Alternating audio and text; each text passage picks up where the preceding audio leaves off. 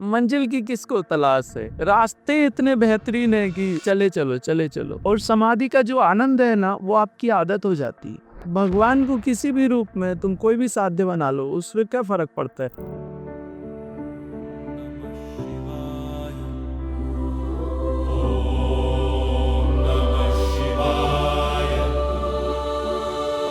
हमारे गुरु भगवान ने ऐसे ज्यादा लोगों को दीक्षा नहीं दी, 2-4 लोगों को ही दीक्षा दी थी। तो एक हमारे सीनियर थे, हमसे पहले उन्होंने दीक्षा ली थी, तो उनसे एक्चुअल हमने तो भगवान शरीर छोड़ने के बाद दीक्षा मिली हमें। तो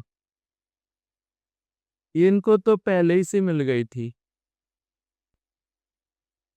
गुरु भगवान उनसे कहते थे, काय रे, ये जन्म में ते कछु ने करके जे है का, कछुआ ही नहीं करने का तुक है। इस जन्म में तो कुछ भी नहीं करेगा, ऐसे ही जाएगा क्या। कम से कम मुक्त ना हो सको तो एक स्थिति तक तो चलो। मंजिल ना मिले लेकिन मंजिल के करीब तो पहुंचो। और जब तुम जितने मंजिल के करीब पहुंचते जाओगे, तुम्हारा जीवन उतना सुगंधित होता जाएगा, तुम उतने बेहतरीन होते जाओगे, तुम्हारे ज्ञान का प्रकाश उतना तेज होता जाएगा। मंजिल की किसको तलाश है। रास्ते इतने बेहतरीन है कि लगता है कि चले चलो चले चलो, मस्त है। रास्ते इतने बेहतरीन हो तो मंजिल, क्या मंजिल को तलाशना है, चले चलो। मंजिल उस समय जब मंजिल अपने आप खींचती है, एक स्थिति के बाद में मंजिल अपने आप खींचती है और साधक अपने आप चलता है। फिर वो चलने की एक स्थिति के बाद आपकी समाधि आसानी से लग जाती है। और समाधि का जो आनंद है ना, वो आपकी आदत हो जाती है। साधो सहज समाधि भली, दौलत डिगे न भूलत बिसरे। आप नाचते भी रहोगे तो वो समाधि का आनंद आपके अंदर जिंदा रहेगा, भूल के भी नहीं भूल सकते। साधो सहज समाधि भली, आंख न मूंदू कान न रूंधू। अब समाधि के लिए आंखें बंद नहीं करनी पड़ती, कान बंद नहीं करने पड़ते कि कहाँ से कौन सी आवाज आ रही है वो नहीं सुनना, मन को श्वासों पे ध्यान रखना है, ये नहीं खाना वो नहीं करना। अब ये एक सारे कानून कायदे खत्म। आंख न मूंदू कान न रू। पहले बड़े लफड़े थी, लेकिन अब तो आंखें खुली हैं, नृत्य चालू है, उसके अंदर भी समाधि की अनुभूति है। अब जरूरी नहीं है कि आसन ही लगे। जब मैं साधना करता हूं तब आप गहरे में उतरते हो, वो मेरी साधना की सिर्फ एक बूंद है, सागर की सिर्फ एक बूंद है तुम्हारे अंदर जो पड़ती है। मैं कौन सा ये पूरा रिक्लाइनर है। अभी तुम्हारे कारण थोड़ा शर्म करता हूं कि खोलता नहीं रिक्लाइनर,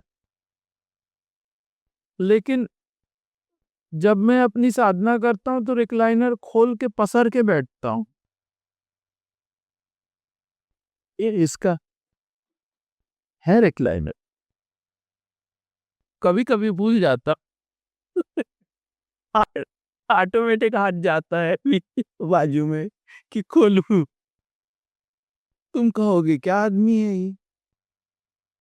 तो अभी उतनी जरूरत नहीं है। अभी तो मैं बात करते करते गहरे में चला जाऊं, मैं बात ही करता रहूंगा, तुम्हारी आंखें बंद होनी शुरू हो जाए। अब मेरी आंखें खुली है, मैं बात करूंगा और उसी में गहरी समाधि में चला जाऊं, सामान्य रहूंगा, तुम्हारी आंखें बंद होने लगेगी, तुम चले जाओगे अपने गहरे में। साधो सहज समाधि बल। अब तुम्हें ज्यादा कुछ नहीं करना, अब वो ऊर्जा तुम्हें खुद खींच लेगी। पहले साधक पुकारता है, फिर वो साधक को पुकारता है कि आज अब कितनी देर, अब और कितना इंतजार कर। ये मोहब्बत एक तरफा नहीं है। तुम्हें अगर उससे लगन लगी है तो उसको भी तुमसे लगन लगी। वो भी तुम्हें पुकारता है कि आ जाओ, अब बहुत हो गया, अब समय हो गया, अब आज। उसने फिर एक नदी और उसका बहाव, बहते चले जाना है, मंजिल अपने आप मिल जाएगी। आरंभ का जो 30% है वो जहर के जैसा है, वो ढकेलना पड़ता है अपने आप को। अध्यात्म प्रारंभ में जहर के जैसा है, ढकेलना पड़ता है, बड़ी तकलीफ होती है, शरीर पीड़ा से भर जाता है, सब विरोध होता है, सब व्यवस्थाएं बिगड़ती हैं। उन सब से अगर निकल के साधक आगे चला जाए 30-35% से, तो जीवन फिर सामान्य हो जाता है, सब व्यवस्थित होने लगता है और साधना भी और संसार सब मिलने लगता है। दोनों चीजें आराम से मैनेज हो जाती हैं और कोई तकलीफ नहीं होती। उसके बाद जब तीसरा गियर लगता है, तो तीसरे गियर में क्या होता है कि बिल्कुल स्मूथ मूवमेंट होती है आध्यात्म की तरफ। उसमें प्रयास नहीं करना पड़ता, उसमें सिर्फ अपनी स्थिति बना के रखनी पड़ती, गाड़ी से तुम्हें उतरना नहीं। सेकेंड स्टेप के बाद में जो तुम्हारे को राजयोग आता है, तुम्हारे को राजाओं के जैसी सारी व्यवस्था मिलेंगी, उसमें तुमने गाड़ी से उतरना नहीं। वो रजस, उस समय साधक पागल हो जाता है, वो साधना छोड़ देता है और धन दौलत को पकड़ लेता है, सब सुख सुविधाओं को पकड़ लेता है, वो रजस में फंस जाता है, उस समय गाड़ी से नहीं उतरता। और थर्ड गियर में तो वो जो आनंद आने लगता है ना अंदर का, कि तुम उतर ही नहीं सकते। उन सारे सुख भोगों को तुम लात मार दोगे, कहोगे नहीं चाहिए बाबा, तू जा, मेरे को अभी आराम से बैठने दे, मेरे अभी टेंशन, तू ये मत कर। एक बाबा जी तो एक पोते में घुस जाते थे, लोग बहुत परेशान करते। वो समाधि का आनंद इतना मीठा था कि उनको लगता था कि क्या करूं मैं, तो वो पोते में घुस जाते थे। वो गेहूं वेहूं का रहता पोता 100 किलो का, उसके भीतर घुस जाते, कोई उसको तंग ना करे। ड्रम में, कोई ड्रम में घुस जाए, कोई पोते में घुस जाए, जहां जो मिल गया घुस जाओ। साध्य का क्या मतलब है? एक आत्मा है और उस आत्मा की एक ऊर्जा है, उसकी तरफ सब कुछ आकर्षित हो रहा है, वही है, एक आत्मा ही तो है। मूलाधार की टेल पॉइंट के पास में एक कुंडलिनी शक्ति है, वो फीमेल एनर्जी, यहाँ पे शिव है। ये एक दूसरे से, यहाँ पे शिव समाधि में है और ये सोई हुई है, इसको उठाया तो ये शिव की तरफ भागती है, यहाँ आके अर्धनारीश्वर बन जाती है। शिव समाधि से बाहर आ जाता है और ये उसके साथ मिल जाती है, अर्धनारीश्वर बन जाती, खिंचाव आ जाता है। वो जैसे ही शिव थोड़ी समाधि से बाहर निकला, कि जैसे नॉर्थ पोल साउथ पोल को अट्रैक्ट करता है ना, वैसे एक आप ऑटोमेटिक खिंचाव आता है और साधक वहां पहुंच जाता है। चलने की जरूरत नहीं है, वो तो एक अट्रैक्शन ही उसको खींच लेता है, वो अट्रैक्शन समाधि है। उस समय आप उससे कहोगे जरा बात तो कर लो, कहेगा पागल है क्या, भाग इधर से, गालियां देगा, तुम्हें मारेगा, पत्थर मारेगा, तुम्हारे पता नहीं क्या क्या करेगा, क्योंकि उसको अपने अंदर जाना। कहीं भी तुम उस भगवान को किसी भी रूप में तुम कोई भी साध्य बना लो, उससे क्या फर्क पड़ता है? गोल्ड तो गोल्ड है, अब उसका तुम नेकलेस बना लो या चेन बना लो या रिंग बना लो या कुछ भी बना लो, कीमत तो गोल्ड की होती है, कीमत नेकलेस की नहीं होती या बेंगल की नहीं होती, राइट? परमात्मा तत्व है उसमें। अब वो किस नाम, कृष्ण में आ जाए कि राम में आ जाए कि वाराही बन जाए, बात बारह की नहीं है, बात कृष्ण या राम की नहीं है, बात परमात्मा तत्व है उसमें, बस कीमत उसकी उससे है। किसी को भी साध्य बना ले, एक्चुअली जरूरी तो है सब। अब बोन्स का नाम लेके आए हो, लेकिन प्रॉब्लम तो इधर भी है।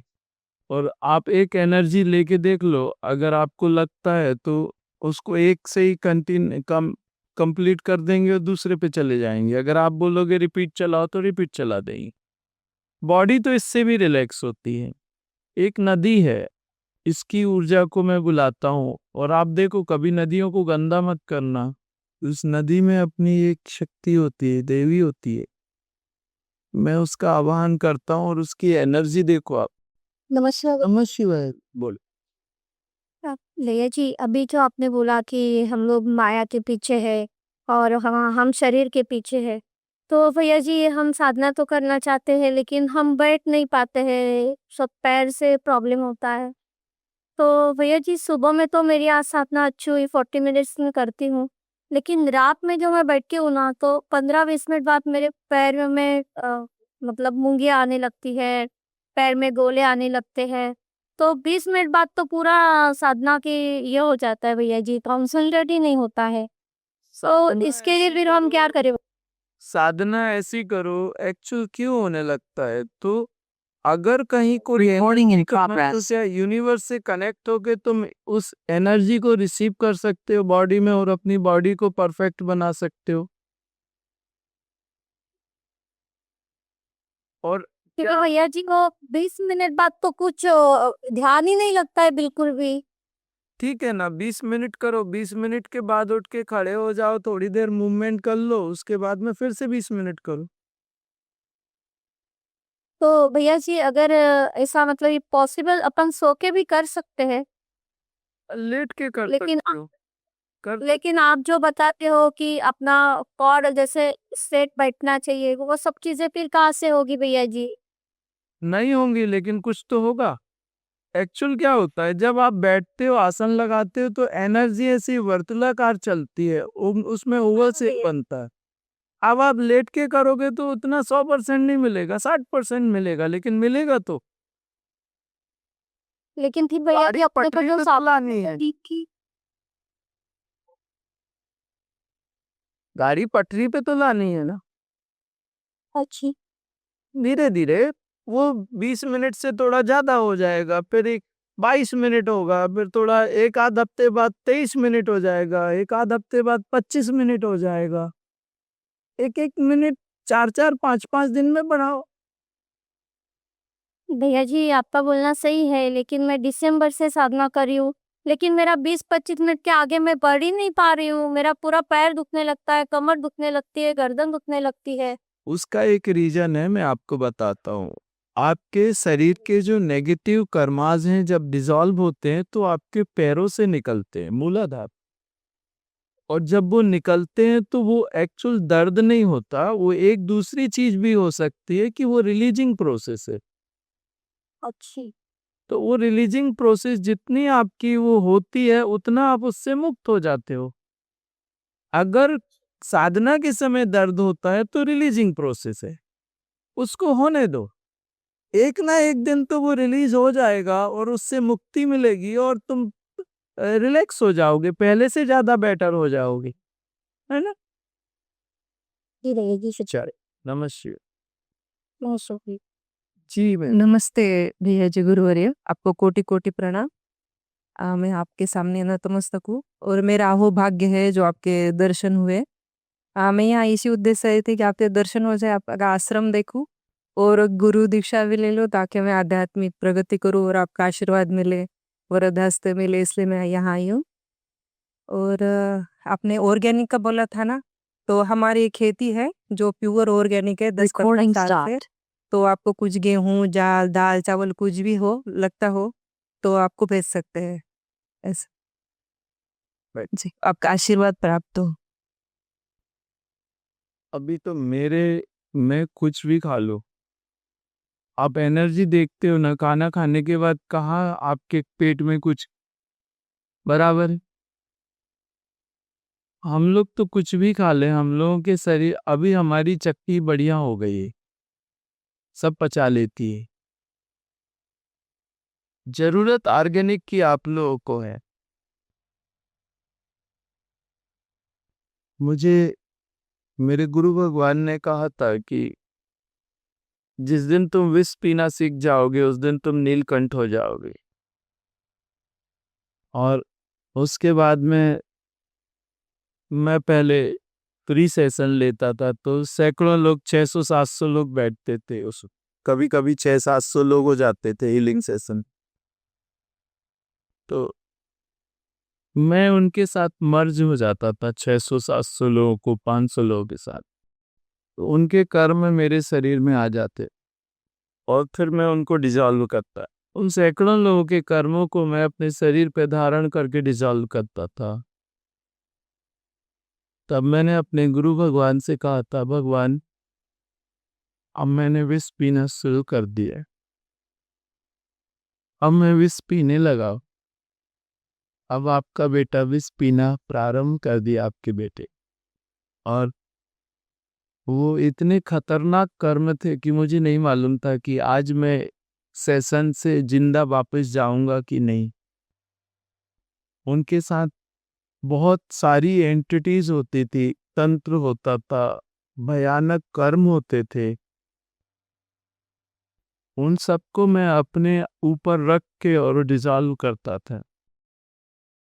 मेरे मालिक ने मुझे जो कहा था, मुझे नहीं पता था सच में, मुझे लगता था कि एक बार तो सेशन में बैठा था, मुझे लगा था आज शायद मैं जिंदा ना बचूं, क्योंकि वो एनर्जी इतनी नेगेटिव थी कि उस दिन मुझे लगा था कि आज सेशन से मैं शायद जिंदा ना जा पा। चलो ठीक, जो जहर पी लेते हैं उनको ऑर्गेनिक की जरूरत फिर शायद नहीं पड़ती, क्योंकि वो तो जहर पी रहे। ये सब चीजें तुम्हारे लिए हैं, मेरा तो काम हो गया कस। तुम मेरी केयर मत करो, तुम अपनी केयर करो। अब मेरा जो होना है वो तो मामला सेट हो।